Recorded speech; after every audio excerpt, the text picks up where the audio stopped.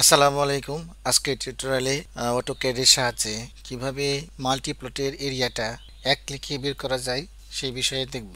প্রথমে polyline select করে কয়েকটি প্লট ড্রয়িং করে নেব। পলিলাইন সিলেক্ট করলাম, 119 নম্বর প্লটটাকে এঁকে নেব।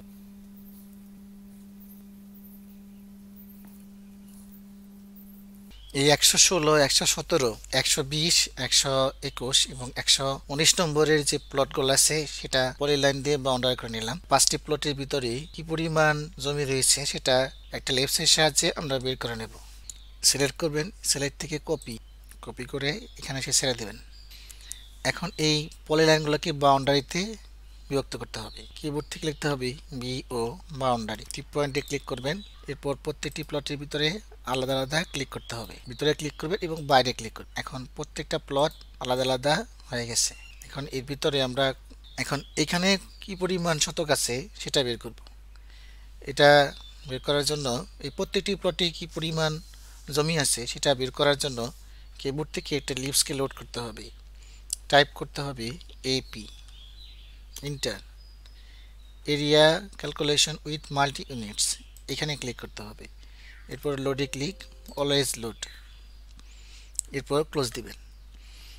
টাইপ করবেন ACL, ইন্টার। ডেসিমাল প্লেসটা 4 দিয়ে দিলাম, 4 প্লেস, আবার ইন্টার। এখন সিলেক্ট অবজেক্ট। আমি যদি এটার ভিতরে যদি বের করতে যাই তাহলে এখানে একটা ক্লিক করবেন আর মাউসের রাইট বাটন ক্লিক করবেন, সিলেক্ট করবেন। সিলেক্ট করার পর স্কেল থেকে টান দিয়ে ধরে নিয়ে বড় করে দিবেন। মুভে ক্লিক করলাম, মুভি থেকে এটা মাঝখানে দিয়ে দিলাম। তাহলে এখানে আমার জমি আছে 173.53 হেক্টর, 428.8056 একর।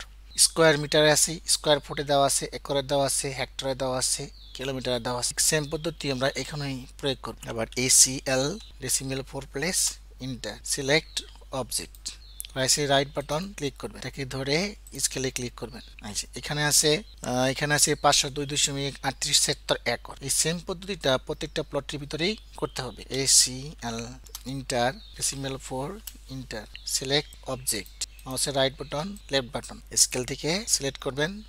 তাহলে এইভাবে প্রত্যেকটা প্লটে মোট কি পরিমাণ জমি আছে এটা স্কোয়ার মিটারে পাবেন, স্কোয়ার ফিটে পাবেন, একরে পাবেন, হেক্টরে পাবেন, সেন্টে পাবেন এবং স্কোয়ার কিলোমিটার এই সমস্ত ইউনিটে বের করে নিতে পারবেন। ধন্যবাদ সকলকে। দেখা হবে আগামী টিউটোরিয়ালে।